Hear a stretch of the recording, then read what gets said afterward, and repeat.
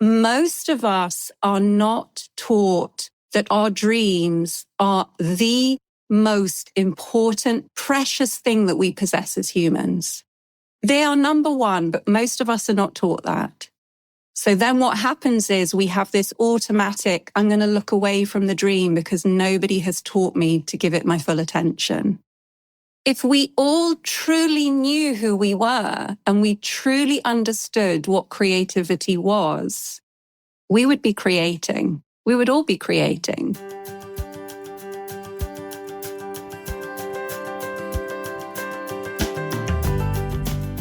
Welcome to The Whole Writer, a place where we talk about what it means to show up as a writer. Not just a better writer or a more productive writer or a published writer, but a whole one. Someone who's grounded in their voice, in their community, in their creative path, even when the world tells them to hustle, compare, or conform. I'm Nicole Meyer, a multi-published author and book coach who believes that nurturing the person behind the page is just as important as refining the words on it. Each week, we'll explore the terrain of writing life with honesty, warmth, and practical wisdom, creating space for you to write from a place of wholeness rather than depletion.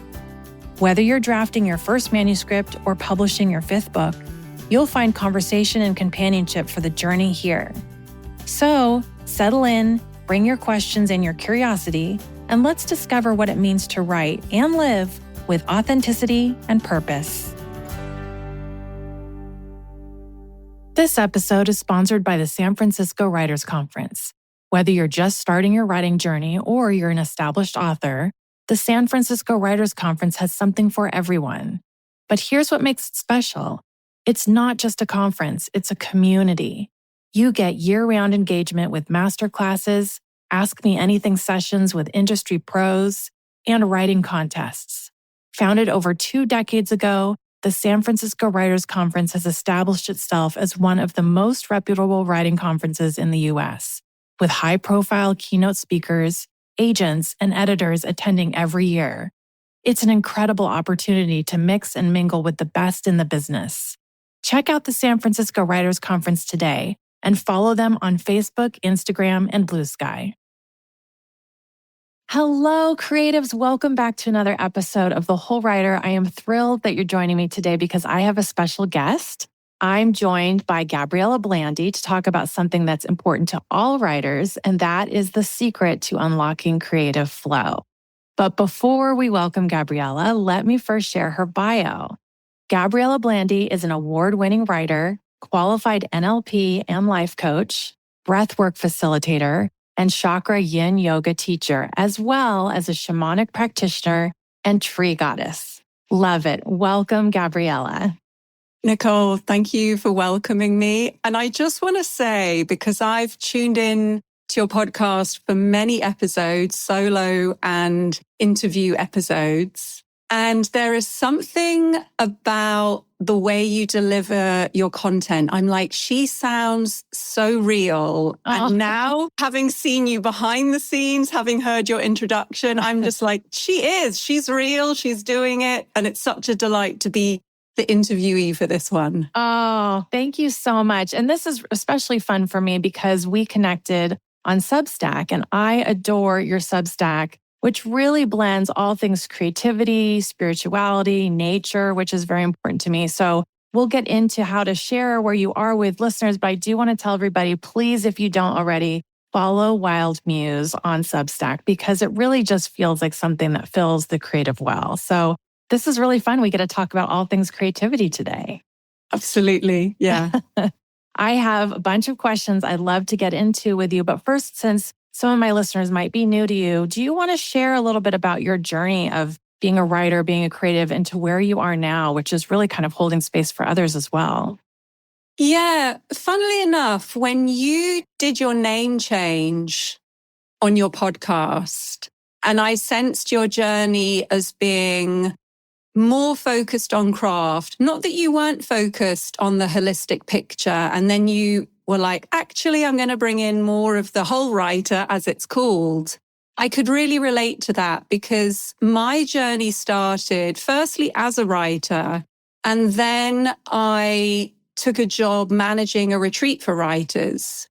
And I was seeing about 18 writers show up every week. We ran about 42 retreats a year. Oh my gosh. So I was seeing about 16 to 18 writers show up every week, desperate to learn about the craft. And they were incredible retreats hosted by 2 published writers teaching all sorts of elements of craft. And I just had this feeling that something was missing. They had a question that wasn't being answered. And it was almost like the insatiability to be told how to structure, how to develop characters, how to manage dialogue. There was a different kind of need that was actually going on beneath the surface. And that's really where it started for me. And as you've probably experienced in your own life, when you have that question of like, what's the bigger picture or what am I missing? The answer shows up pretty quick.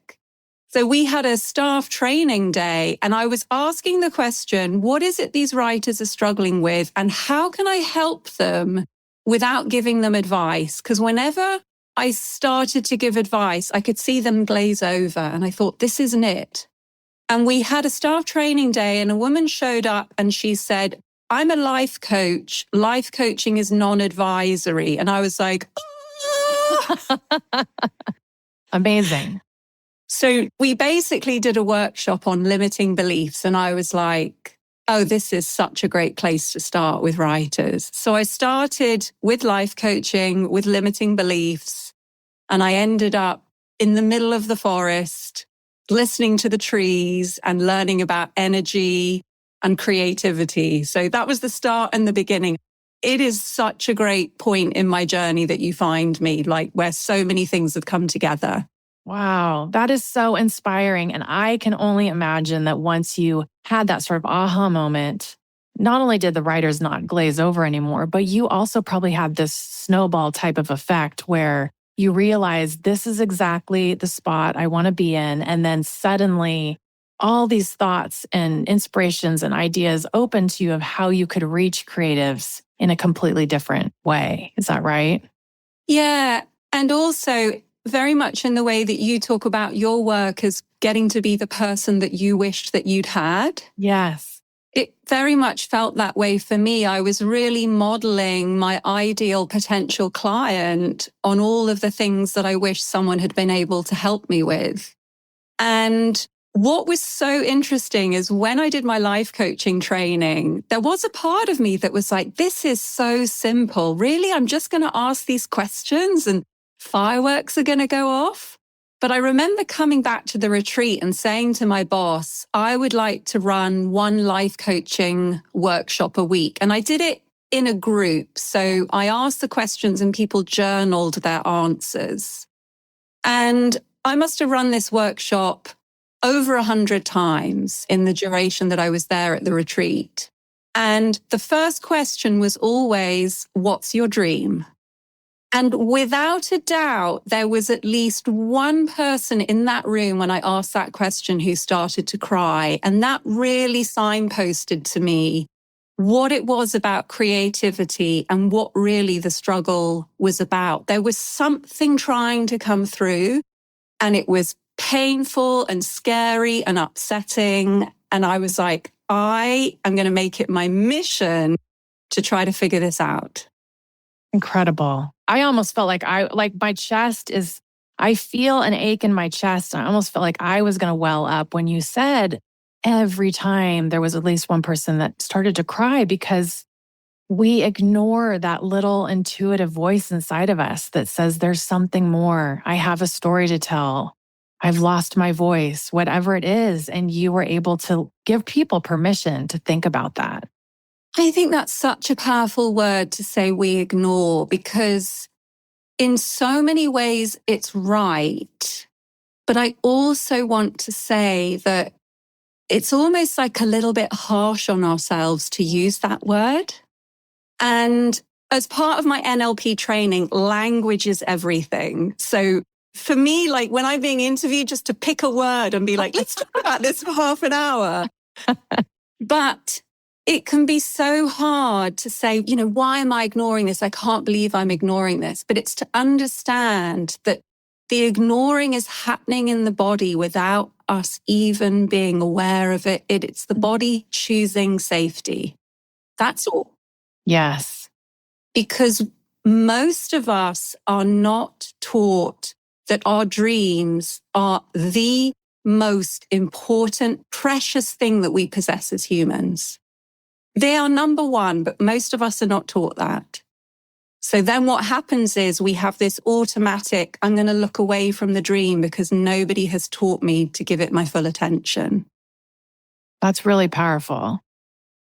That's really powerful. I just want to pause so people can absorb that for a minute.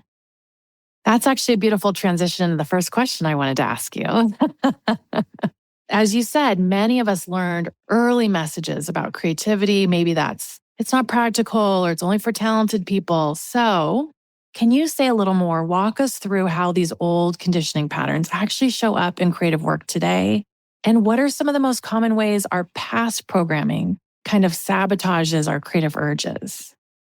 What I love is that word conditioning is becoming a lot more popular. I don't know about when you were doing your training, Nicole, but when I was doing my training, if I wanted to use the word conditioning, I had to make sure I was talking to a life coach because everybody else would be like, what are you talking about? Yes. But now it's like people are really beginning to understand this idea that we can be taught beliefs and opinions and values by other people and that that's going to shape our thinking.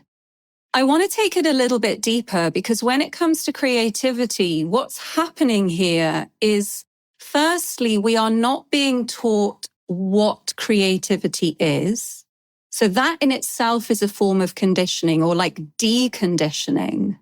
We've got this flow of something incredibly magical that passes through all of us, but we are being deconditioned to it. We're not being taught what it is, how to feel it, how to respond to it. On top of that, we are then taught that creativity isn't going to make us any money, that creativity can get us laughed at, creativity can get us sent to detention, that creativity can get us bullied, creativity can get people jealous of us. So we're taught lots of negative messaging around the thing that we're not even taught about in the first place. So we've got this mystical thing, and our body has a sense that it's wrong, it's bad, it's something to be afraid of. And then as writers, we feel it. We sense something moving through us, something that wants to express. And we're afraid of it, but it's happening on such an unconscious level. So the way that it shows up, first and foremost, because we don't understand what creativity is and we're not taught how to have a relationship with it, the first way that it shows up, this conditioning around it, is patterns of procrastination. We want to follow a dream, but we don't. So what's happening here is the result of our conditioning. We've been taught do something else other than take action on this creative urge. So a lot of the time, that's what's happening with procrastination. It's not necessarily that we're putting the writing off. It's that we've learned this is what I do when I feel this creative urge. So some of that is to do with the conditioning that we received as women, and some of that conditioning is generational.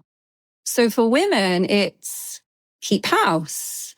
It's be a really great wife. I can't tell you how many clients of mine are like, I don't get it. I want to write a book, but I'm just cleaning my house. That's so relatable to everyone listening. And so there's this like, why am I procrastinating? Why am I procrastinating? But the question is, can I observe the action that I automatically take when I want to be creative? That is very empowering because procrastination gives you a sense of powerlessness. I can't do anything about it. I want to write, but I can't stop hoovering versus, my body and brain understand that when I have the feeling to create, I put that energy into creating a beautiful home.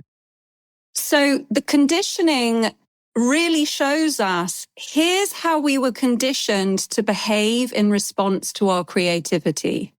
So whether that's to shut it down, whether that's to cook and clean, whether that's to scroll, whether that's to binge watch Netflix. All of these is how we've been conditioned to respond to our creativity. Firstly, because we weren't taught what it was. And secondly, because we were taught it's not a good option to choose. Right.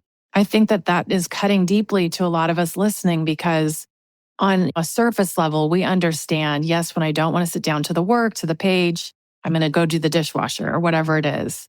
But really, you're touching on a much deeper level is, can we recognize the conditioning and where this came from the first place? I don't think many of us have stopped to think about that and really reflect on it. It also connects to our conditioning tells us who we are, but that's not who we are. So I suppose the more correct way of saying it would be our conditioning tells us more about the person who's giving us the comment. So let's say I'm growing up in a household and I'm writing stories and I'm drawing pictures and my father says to me, "You're never going to make any money from that." I take that as personal. I take that as I'm not good enough. My urges are unsafe. Maybe this is something to be embarrassed about. Versus, this is telling me about my father. This is telling me that he's afraid of his creativity. He doesn't understand his creativity. But of course, we're too young to have that rational thinking. So then we grow up with this false perspective of who we are. So that's also another layer to the conditioning. I think it can be really common for writers to say procrastinate, because that's what we touched on before, and to think this is because I'm not committed, or this is because I'm not good enough, or I'm lazy. But what's happening here is we're the result of this conditioning that has given us a false perspective of ourselves. If we all truly knew who we were and we truly understood what creativity was, we would be creating. We would all be creating. So again, the question to ask is, what false misunderstanding do I have of myself? Versus, it's because I'm not good enough, versus I incorrectly believe that I'm not good enough. And that just gives space for the truth to come through. Wow, what a wonderful journal prompt too, to just sit with those questions, really sit with them. And I know that you like to bring things back into the body too. So can we stay on this thread of talking about the resistance and the procrastination, and maybe talk about what does it feel like in your body? Because honestly, Gabriela, when I'm listening to you, I have this sort of feeling, I don't know if it's tightness or something in my chest that feels like my body is trying to tell me something. So can you talk a little bit about that? And I love it because you're like pointing to it here. So it's in between your heart and your throat, isn't it? Yes. Yeah. Can we use that as an example? Sure. Great. Thank you. Yeah. So as you mentioned in my bio, I teach chakra yin yoga. Yes. What I love about the chakra system, it's almost like a diagnostic for creativity. If we understand at its most simple that creativity is the experience of energy flowing through the body, and the energy comes up through our roots, just like a plant. So that might be the base of the spine. It might be the feet. People experience it differently. So it might come up through the feet, through the legs. It might just come straight up into the spine. Then it comes through, if we're a woman, it comes through that womb area or the bladder area. So those are our waters. That's a real creative center. Then it comes up through our solar plexus into our heart. And at this point, the energy is really powered with our emotions. It's powered with our will. So it's ready to emerge. It's a really common area to feel that block just above the heart or in the throat, because it's a very effective way to stop the creative energy from continuing to flow.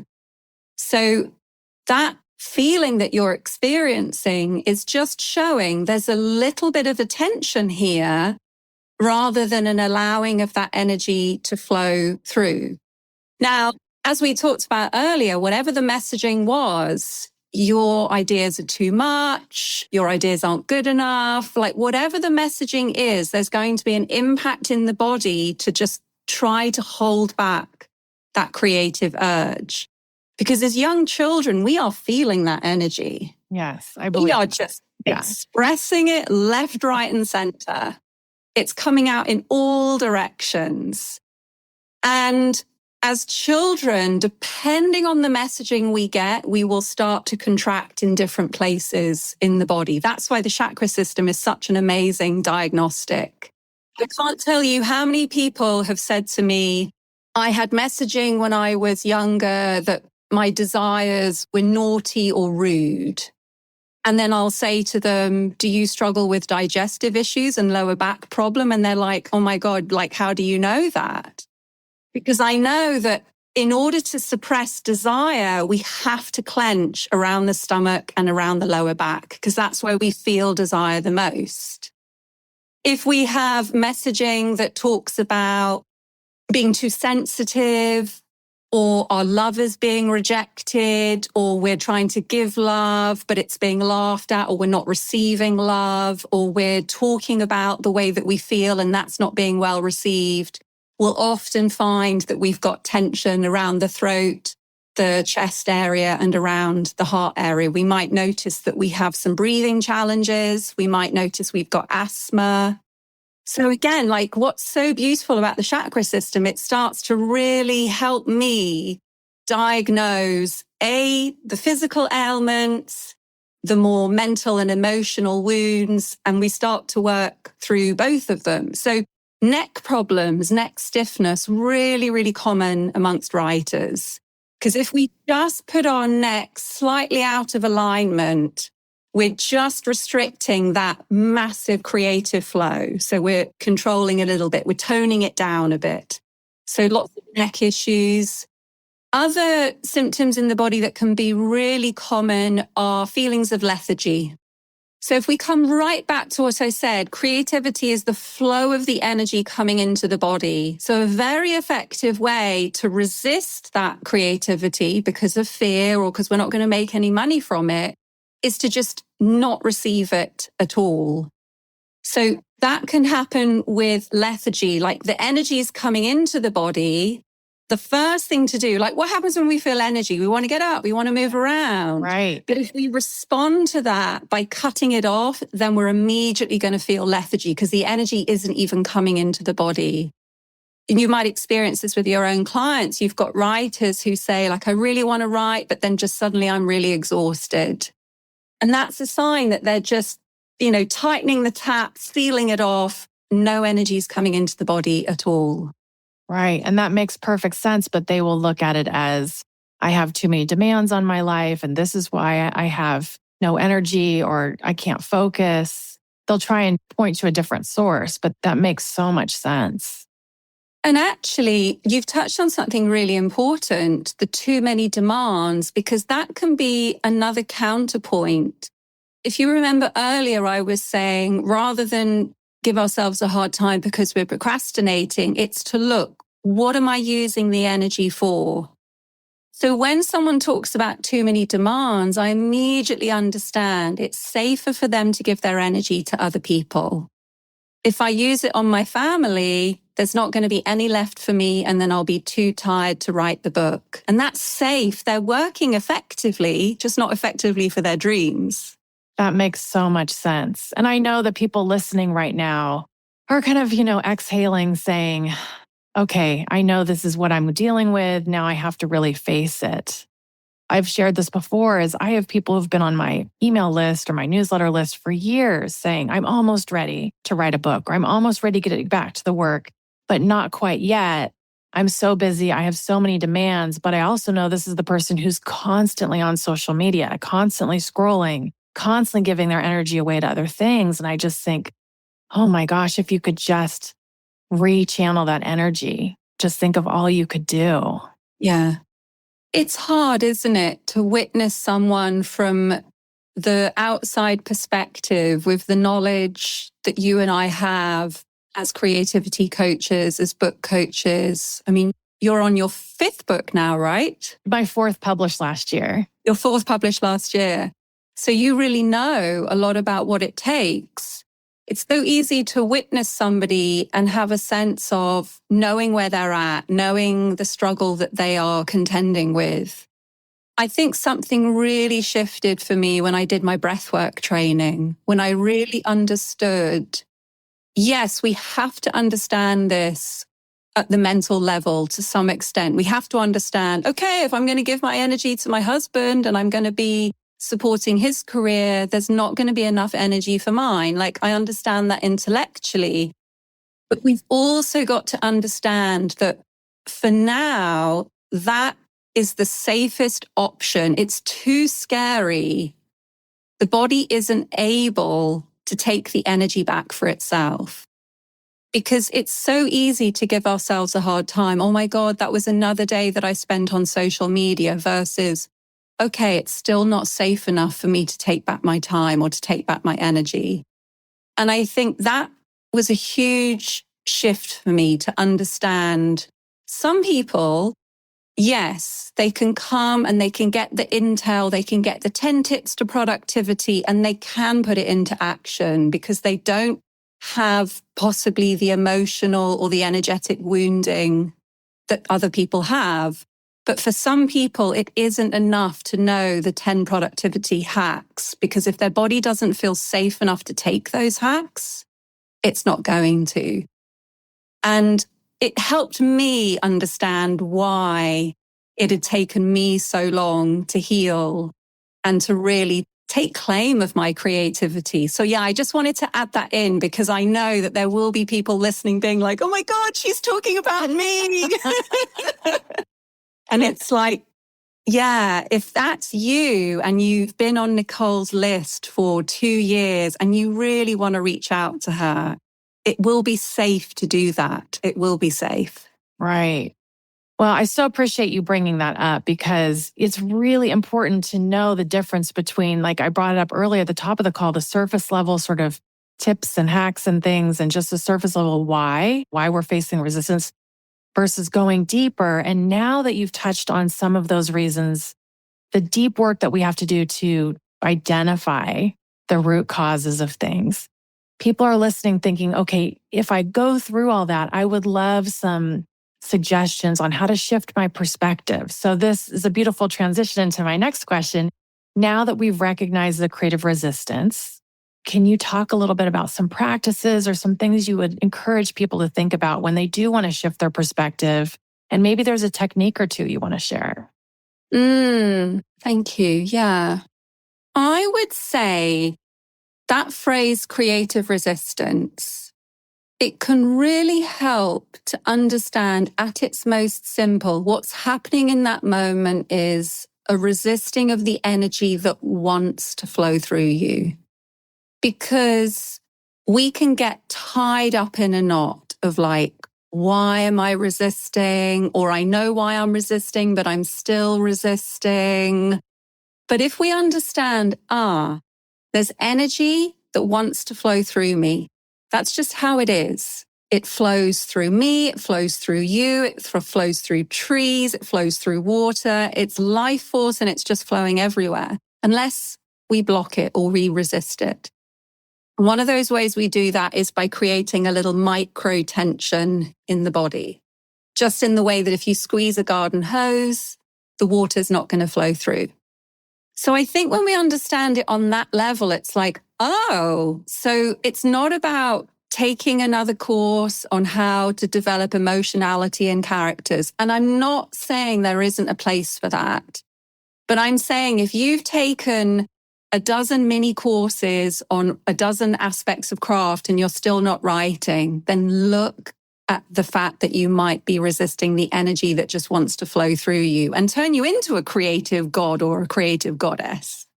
So that's the shifting of the perspective. It's not, I'm not good enough, I need another book or I need another course.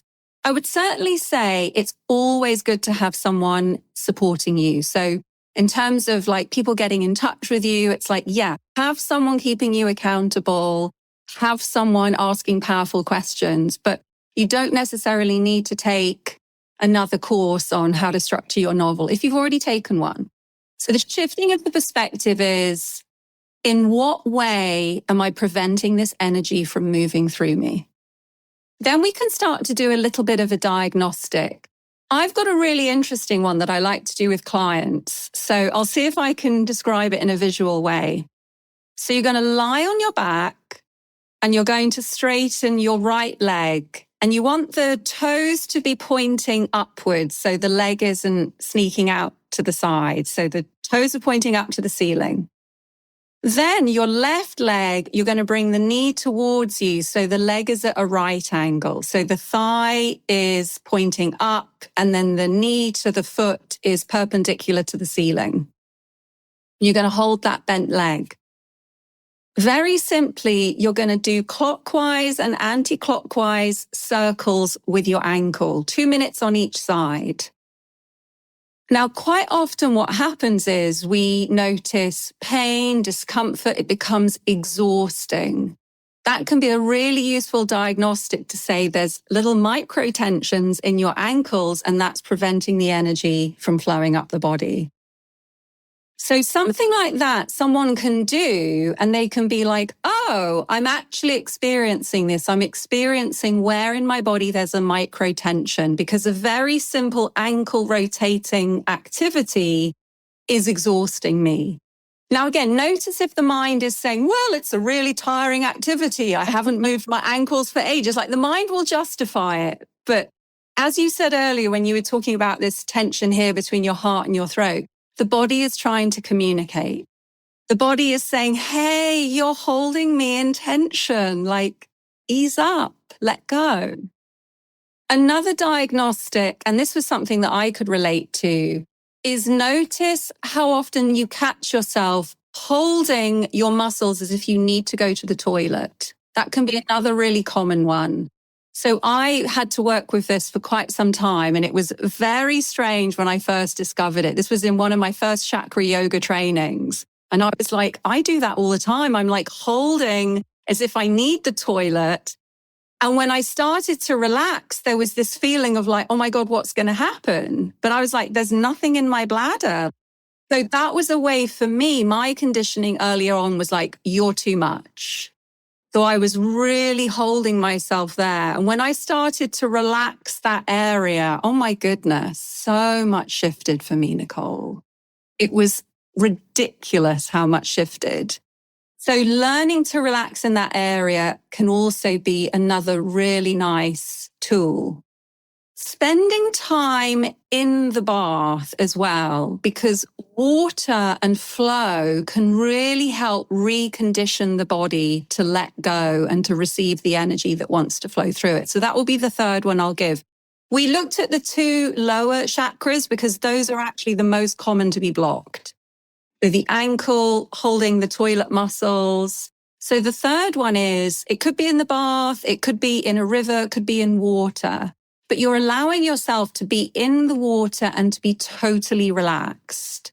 So it could be that if you're in a pool, you want to either hold on to the side or put some kind of flotation device on. And again, you're just noticing what happens when I try to be completely relaxed in water.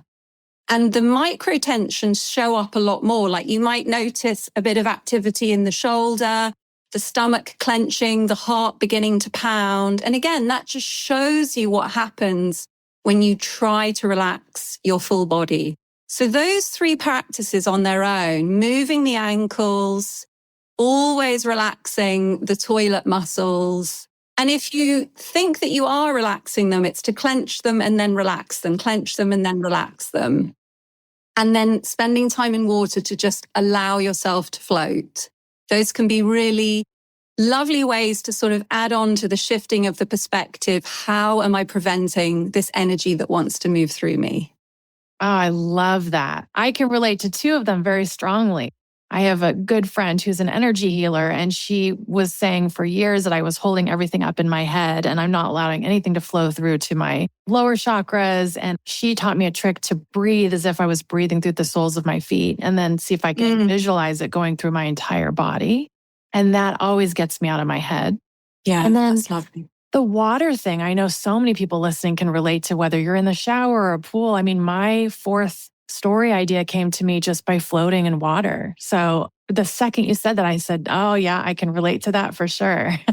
Oh, that's lovely. Oh, I love that that came to you. And is that the one about the books? It is. Yes. Yeah. Yeah. Oh, that's so great. Those are really, really good. And a lot of times when we share techniques or ideas for people, it's hard for them to visualize themselves doing that. But each of those three things that you mentioned, I could visualize myself doing that. I know listeners can visualize themselves doing that. It's not, stand on your head for 10 hours a day. And, it's really accessible techniques that make sense. It's funny, actually, because if someone had said to me 10 years ago or 20 years ago, you're going to be a yoga teacher, I would have been like, not going to happen. Why is that? Because I would look at people doing yoga and sort of twisting themselves up into these incredible contortions, and I would just feel so far from that. And it's kind of ironic because yoga really is about preparing the body and managing the body so energy can flow through it. But it's become more of a keep fit class in many respects. But there was always something in me that was fascinated with movement in the body and tiny, small movements as a way to heal. And I could never really explain that. I was like, this is kind of bizarre. When I was working with life coaching clients, I would always be noticing how they were moving their body. And let's say a client was describing something to me and they had their hands clenched into fists and they were kind of holding their fists in front of their neck. I would notice that. And then I would say to them, what happens when you repeat what you just said to me, but you open your hands like they're butterflies flying out into the room? And they would do that and they'd start crying and they'd say, oh my God, I feel so completely liberated. So I had the sense of like, something wants to come through me that's about noticing how people are in their body and kind of giving them mini movement prescriptions that have nothing to do with flexibility or strength. And then I just happened to be on a chakra yoga experience. And I was like, this is it, because it's such a random form of yoga. There's very little asanas. It's much more about just noticing the body and doing kind of random movements. So it's almost like I knew about that form of yoga in my body or from another life. And I had to find it to then realize this is exactly the sort of movement prescriptions that I've been giving my clients anyway. So yes, I think what's so beautiful about it is really accessible. I just love that. What you've done is not only give people prescriptions, I would say, to tap into what's going on a deeper level, giving them a little freedom to play around, but you're also giving them something to explore on their own. They don't have to be an expert at it. They don't have to have a certification to do it. This is something they can tap into for themselves. And that's really powerful.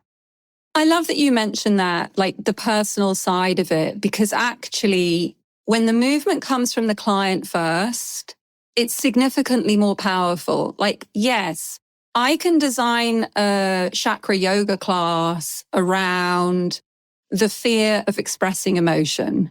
And I know the postures, I know the affirmations, I know the sounds to make. But if I'm with a client and we're working on that exact same thing and we're going nice and deep, at some point I can say to the client, how would it feel to be free? And they will make a gesture. And that gesture then becomes the prescription. So when we get to that level of work, the body is waiting to show you what it needs to come out of its holding pattern. And then it's like, I saw it, I noticed it. It amazes me how many times the client isn't even aware that they just made that gesture. Oh, I fully believe that. I'm envisioning it in my mind. Yes, that's incredible. That's incredible. Okay.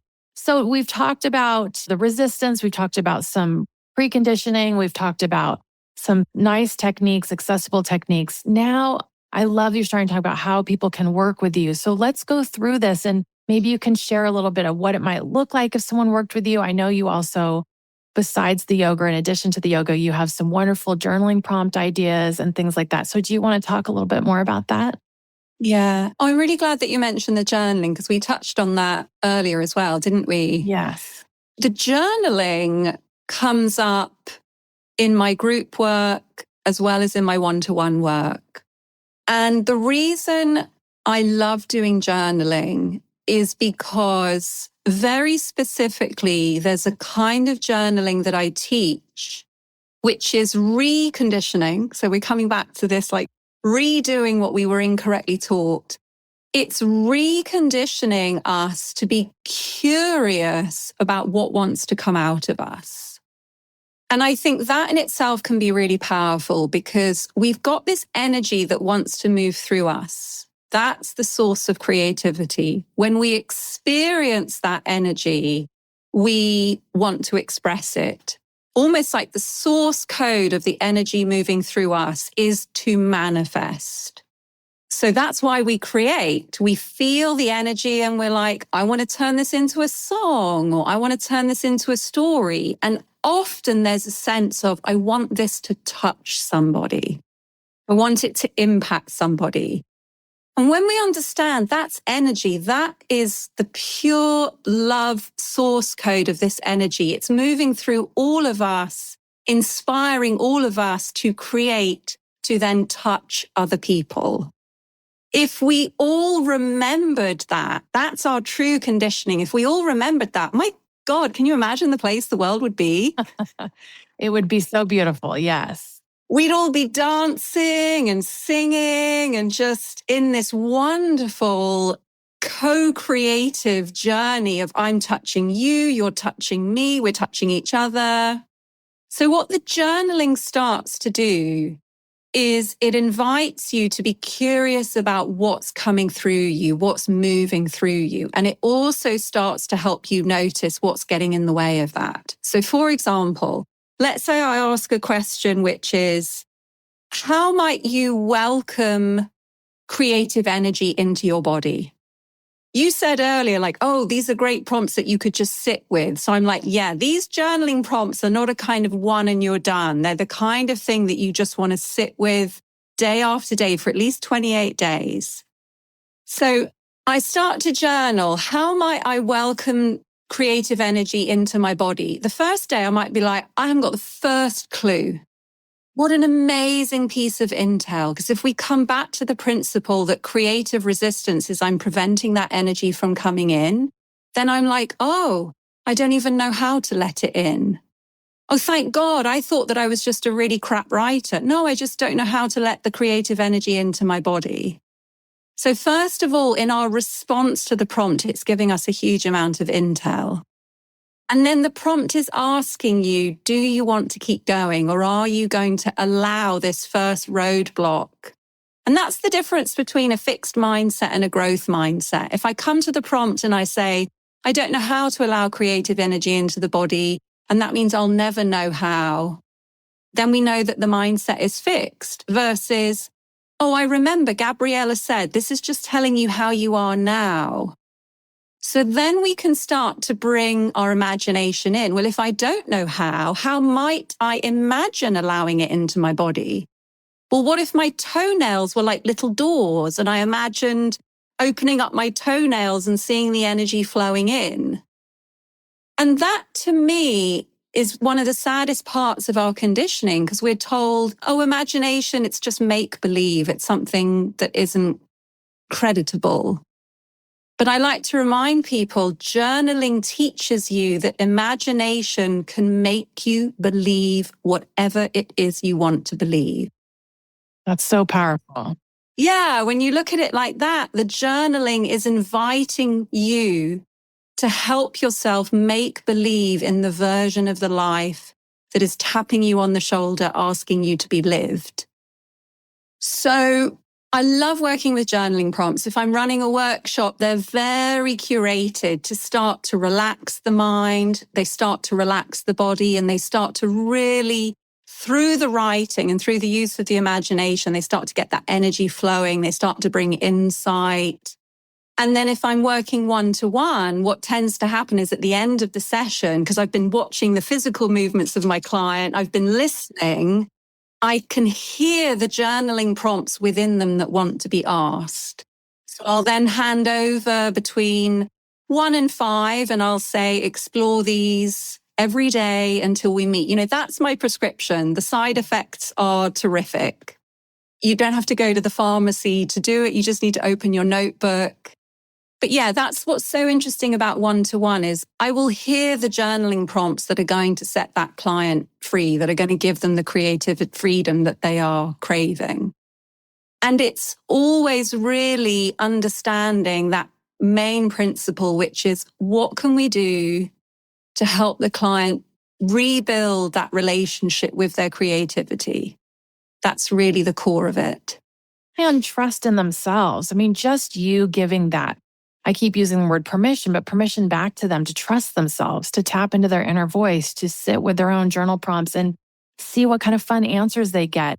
They may have been so afraid to trust themselves before. And then you just saying, this is how we're going to do it together. And I mean, it's just so empowering. Yeah. And I love that you say permission again, because most of us didn't get that. Most of us didn't have someone looking over our shoulder saying, yeah, that's so silly. I love it. You can be as silly as you want to be. Or, yeah, that's just insanely creative. I don't know what you're going to do with that idea, but oh my God, like what a great idea. Like that permission, if we had that, the irony is if we had that permission right from the start, we'd all be millionaires from our creativity. Okay, I feel like everyone listening is just on the edge of their seat because this is what so many of us needed to hear today. So can you tell listeners how they can find you, how they can work with you, and all of the good information? Thanks, Nicole. Yeah. They can find me over on Substack, which is how you and I connected. And actually, I run a nature writing prize on Substack. So that's open at the moment. We've got prizes for first, second, and third place, but we also do run a long list as well. That's been judged by a really great UK literary agent this year. So that is very much looking at combining stories of nature and personal healing. So they can be fictional stories or they can be non-fictional stories. And the word limit is 2,000. And when does this go until? When is the deadline? The deadline is September the 15th. Okay, I'll tell all my clients. Yeah, so I launched the prize last year because there wasn't a space that was recognizing nature writing that talked about the magical connection that we can have with nature, the healing that can take place in nature. I just didn't see any places that were really offering credibility to people who are writing about personal development and nature. So I thought, well, you're meant to start it yourself if you can't see it. And last year's prize, oh my gosh, the entries were just so moving. I was like, I'm not alone. I'm not the only person who's having this wonderful experience in nature. It was such a great establishment of a lovely community. So that's all happening over on Substack for Wild Muse. Okay. I'm just in the final month of my group program, so I won't be starting another group program now until 2026. So the group program combines my teaching around safety and creativity. So that's looking at the nervous system and a lot of the wounding and the conditioning that's shut us down. We have a chakra yoga session every month and we have a breathwork session every month. And that runs from January until July. So it'll start up again next year. But I do have an online retreat coming up. So my online retreat's all about the dream. Why it hasn't been safe to dream, what's shut the dream down, how we can be better dreamers. It's 3 weekends. They're standalone, but I highly recommend coming on the full journey. Okay. So for that, the best thing for people to do is to subscribe to the Substack because I'm going to start. This is actually the first mention I've given of it this year. So I'll start talking about that next month. Okay. Yeah. Perfect. And then I do have a couple of one-to-one slots at the moment. I've really minimized my one-to-one work just because the group program has been so effective. But yeah, there are a couple of one-to-one slots and those always find the right people, actually. Yeah. Isn't that people funny just, how that works? People just know. Yeah. So if anyone's like, actually the kind of bespoke, I like the idea that this woman is going to notice the language I'm using and the way I'm moving my body and she's going to set me free. Absolutely. You cannot get that in a mass program with 300 people on a Zoom call. No. I keep trying to tell people that because they're signing up for these massive impersonal programs, but they want individual attention. I keep saying, okay, well, you have to seek someone who's like-minded and you feel connected to. Yeah. I don't know about you, Nicole, but I never did, even if the content of a group program was great, if there were too many people, it wasn't right for my sensitive soul. I always needed to find a small container. I do love group, and I've always kept my group small for that very reason, because I will feel the group. But if there's more than 24 people in the group, then I stop being able to feel them. I agree with you 100%. Yeah. That's not what I do. Like for me, I need to sense the person. If I stop sensing them, then I know that that's not what I'm here for. I totally agree. Gabriela, this was an incredible conversation. I could have talked to you for 4 hours. I would have been happy for that. I know that my listeners will be very eager to sign up for all of the good things that come through your newsletter. And I know some of them are probably taking notes as they listen right now. So thank you so much for joining us. This was just a treat. Thank you for having me, Nicole. And thank you for your deep listening and your really juicy questions. Like you really just laid it all out for me. So I really appreciate the space that you held today. Good. Oh my gosh. Well, thank you, listeners, for tuning in. And thank you for just being here through the whole conversation, because to me, this was just a gem. I will see everybody next time on The Whole Writer.